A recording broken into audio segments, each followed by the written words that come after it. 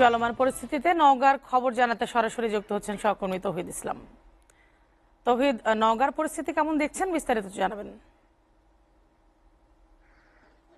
রূপা, নওগাঁর পরিস্থিতি এখন পর্যন্ত বলতে গেলে ভালো। আপনারা জানেন যে বাংলাদেশের সাবেক প্রধানমন্ত্রী শেখ হাসিনা দেশ ত্যাগের পরে আসলে সেই দিনই কিন্তু পুলিশের যে উপস্থিতি মাঠে ছিল, তারা কিন্তু নিরাপদে সরে গেছেন পুলিশগুলো। তারপর থেকে কিন্তু আর পুলিশদের আমরা মাঠে দেখিনি। তা তা এই অবস্থাতে কিন্তু বেশ নিরাপত্তায় ভুগছিল পুরো নওগাঁ। বিশেষ করে এরকম মন্দির সহ যেসব ধর্মীয় উপাসনালয় আছে, সেগুলো আসলে নিরাপত্তাহীনতায় ভুগছিল।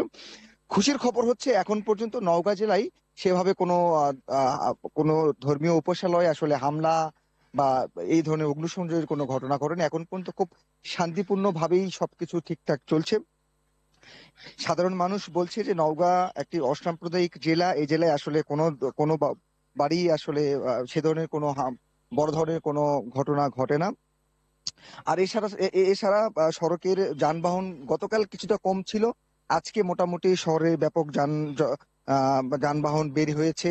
মানুষজন আসলে ঘর থেকে বেরিয়েছেন, তাদের কর্মে তারা ব্যস্ত হয়ে পড়েছেন, দোকানপাট খুলতে শুরু করেছেন। এখানে আসার পরে এখানকার এই মন্দিরের যিনি পুরোহিত, তার সঙ্গে আমাদের কথা হচ্ছিল। তিনি আসলে বলছিলেন যে আসলে তারা প্রথম দিনে আসলে কিছুটা নিরাপত্তাহীনতায় ভুগছিল, কিন্তু এখানকার যে মুসলমান যেসব ভাইরা আছেন, মুসলমান ভাইরা বা মাদ্রাসার যেসব শিক্ষার্থীরা রয়েছেন বা যারা আন্দোলন করলেন, যে শিক্ষার্থীরা কোঠা বিরোধী, সেই সব শিক্ষার্থী সহ স্থানীয়রা আসলে এই মন্দিরগুলো পাহারা দিয়েছেন, যাতে করে কোন রকম কোনো পক্ষ এই এই ধর্মীয় উপাসনালয়গুলোতে যেন হামলা করতে না পারে।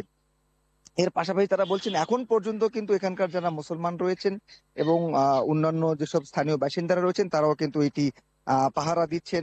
আমরা সারা জেলায় খোঁজ নিয়েছি, আসলে সারা জেলাতেই কোনো রকম কোনো অপ্রীতিকর কোনো ঘটনা ঘটেনি মন্দিরগুলোতে, বা মন্দির ছাড়াও অন্যান্য ধর্মের যেসব উপাসনালয় রয়েছে সেগুলোতে আসলে কোনো ধরনের হামলার ঘটনা এখন পর্যন্ত আমরা দেখিনি। আমরা সাধারণ মানুষের সঙ্গে কথা বলছি, তারা বলছেন যে আসলে এই জেলা আসলে অসাম্প্রদায়িক একটি জেলা। এখানে আসলে হাঙ্গা দাঙ্গামা খুবই কম, আগে থেকে খুবই কম। তবে মানুষ যেহেতু এখনো থমথমে অবস্থায় বিরাজ করছে, শহর জুড়ে পুলিশ নেই, মাঠে আইন শৃঙ্খলা বাহিনীর এখনো আমরা চোখে পড়েনি পুলিশ, তারা নিরাপদে স্থানে চলে গেছে।